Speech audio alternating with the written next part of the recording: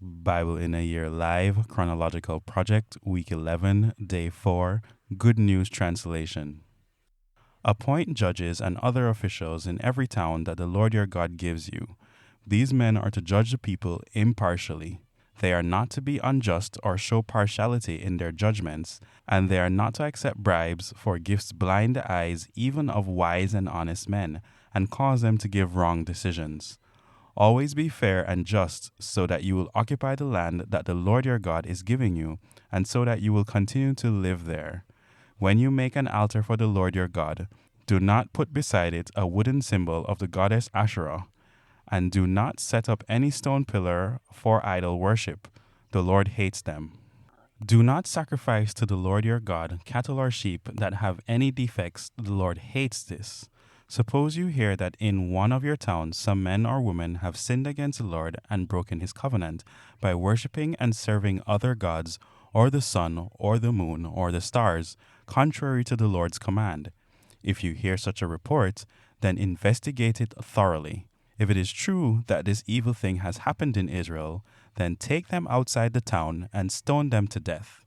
However, they may be put to death only if 2 or more witnesses testifies against them. They are not to be put to death if there is only 1 witness. The witnesses are to throw the first stones, and then the rest of the people are to stone them. In this way you will get rid of this evil.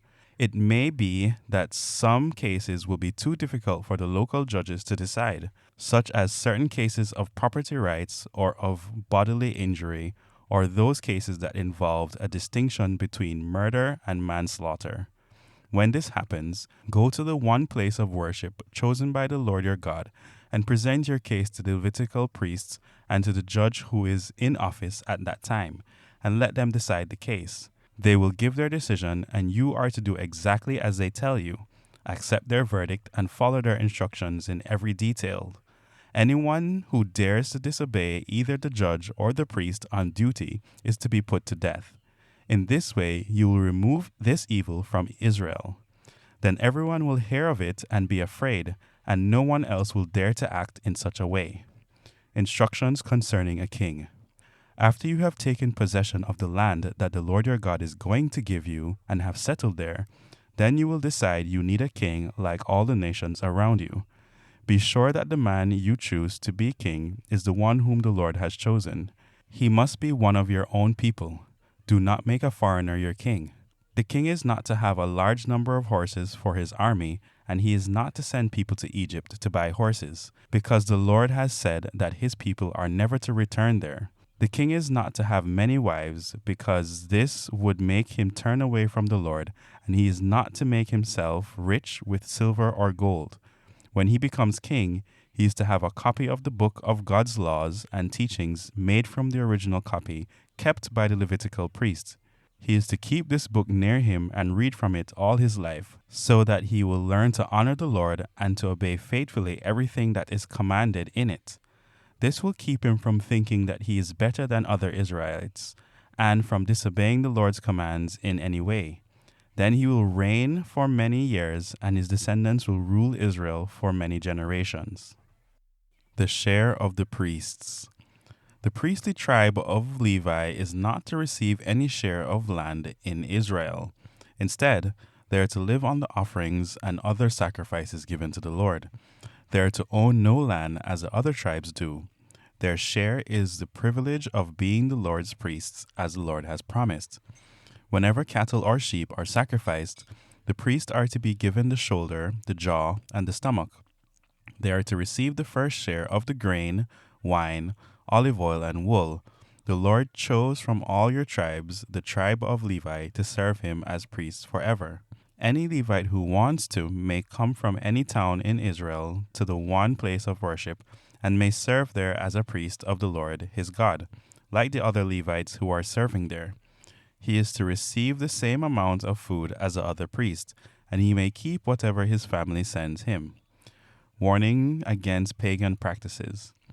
When you come into the land that the Lord your God is giving you, don't follow the disgusting practices of the nations that are there. Don't sacrifice your children in the fires on your altars, and don't let your people practice divination or look for omens or use spells or charms, and don't let them consult the spirits of the dead. The Lord your God hates people who do these disgusting things, and that is why he is driving those nations out of the land as you advance. Be completely faithful to the Lord. The promise to send a prophet. Then Moses said, in the land you are about to occupy, people follow the advice of those who practice divination and look for omens, but the Lord your God does not allow you to do this. Instead, he will send you a prophet like me from among your own people, and you are to obey him. On the day that you were gathered at Mount Sinai, you begged not to hear the Lord speak again or to see his fiery presence anymore, because you were afraid you would die. So the Lord said to me, they have made a wise request. I will send them a prophet like you from among their own people. I will tell him what to say, and he will tell the people everything I command. He will speak in my name, and I will punish anyone who refuses to obey him. But if any prophet dares to speak a message in my name when I did not command him to do so, he must die for it. And so must any prophet who speaks in the name of other gods. You may wonder how you can tell when a prophet's message does not come from the Lord. If a prophet speaks in the name of the Lord, and what he says does not come true, then it is not the Lord's message. That prophet has spoken on his own authority, and you are not to fear him. The cities of refuge. After the Lord your God has destroyed the people whose land he is giving you, and after you have taken their cities and houses and settled there, divide the territory into 3 parts, each with a city that can be easily reached. Then any of you that kill will be able to escape to one of them for protection. If you accidentally kill someone who is not your enemy, you may escape to any of these cities and be safe. For example, if 2 of you go into the forest together to cut wood, and if as one of you is chopping down a tree, the axe head comes off the handle and kills the other, you can run to one of those 3 cities and be safe. If there were only one city, the distance to it might be too great, and the relative who is responsible for taking revenge for the killing might catch you and angrily kill an innocent person. After all, it was by accident that you killed someone who was not your enemy. This is why I order you to set aside 3 cities.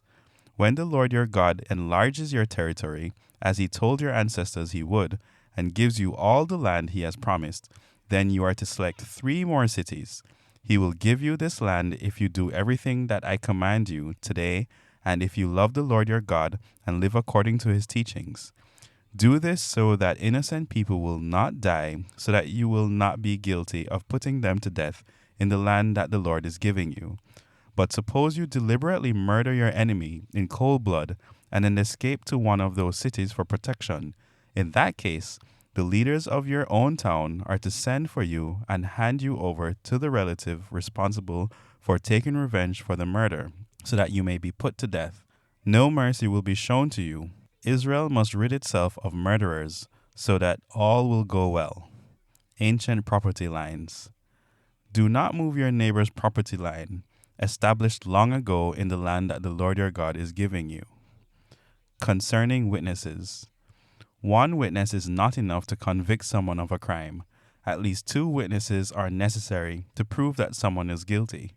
If any of you try to harm another by false accusations, both of you are to go to the one place of worship and be judged by the priest and the judges, who are then in office. The judges will investigate the case thoroughly, and if you have made a false accusation, you are to receive the punishment the accused would have received. In this way, your nation will get rid of this evil. Then everyone else will hear what happened.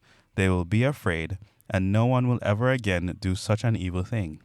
In such cases, show no mercy. The punishment is to be a life for a life, an eye for an eye, a tooth for a tooth, a hand for a hand, and a foot for a foot. Concerning war. When you go out to fight against your enemies and you see chariots and horses and an army that outnumbers yours, do not be afraid of them. The Lord your God, who rescued you from Egypt, will be with you. Before you start fighting, a priest is to come forward and say to the army, Men of Israel, listen. Today you are going into battle. Do not be afraid of your enemies, or lose courage or panic. The Lord your God is going with you, and he will give you victory. Then the officers will address the men and say, Is there any man here who has just built a house, but has not yet dedicated it? If so, he is to go home. Otherwise, if he is killed in battle, someone else will dedicate his house.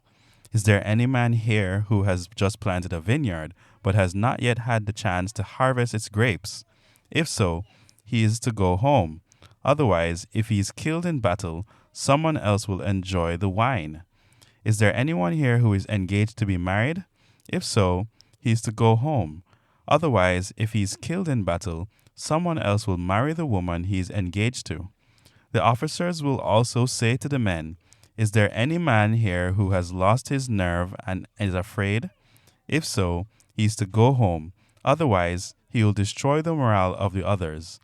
When the officers have finished speaking to the army, leaders are to be chosen for each unit. When you go to attack a city, first give its people a chance to surrender. If they open the gates and surrender, they are all to become your slaves and to do forced labor for you. But if the people of the city will not surrender, but choose to fight, surround it with your army. Then, when the Lord your God lets you capture the city, kill every man in it. You may, however, take for yourselves the women, the children, the livestock, and everything else in the city. You may use everything that belongs to your enemies. The Lord has given it to you. That is how you are to deal with those cities that are far away from the land you will settle in. But when you capture cities in the land that the Lord your God is giving you, kill everyone. Completely destroy all the people, the Hittites, the Amorites, the Canaanites, the Perizzites, the Hivites, and the Jebusites, as the Lord ordered you to do. Kill them so that they will not make you sin against the Lord by teaching you to do all the disgusting things that they do in the worship of their gods. When you are trying to capture a city, do not cut down its fruit trees. Even though the siege lasts a long time, eat the fruit, but do not destroy the trees. The trees are not your enemies. You may cut down the other trees and use them in the siege mounds until the city is captured. Suppose someone is found murdered in a field in the land that the Lord your God is going to give you, and you do not know who killed him. Your leaders and judges are to go out and measure the distance from the place where the body was found to each of the nearby towns. Then the leaders of the town nearest to where the body was found are to select a young cow that has never been used for work. They are to take it down to a spot near a stream that never runs dry and where the ground has never been plowed or planted, and there they are to break its neck. The Levitical priests are to go there also, because they are to decide every legal case involving violence. The Lord your God has chosen them to serve him and to pronounce blessings in his name. Then all the leaders from the town nearest the place where the murdered person was found are to wash their hands over the cow and say, We did not murder this one, and we do not know who did it. Lord, forgive your people Israel, whom you rescued from Egypt. Forgive us and do not hold us responsible for the murder of an innocent person. And so, by doing what the Lord requires, you will not be held responsible for the murder.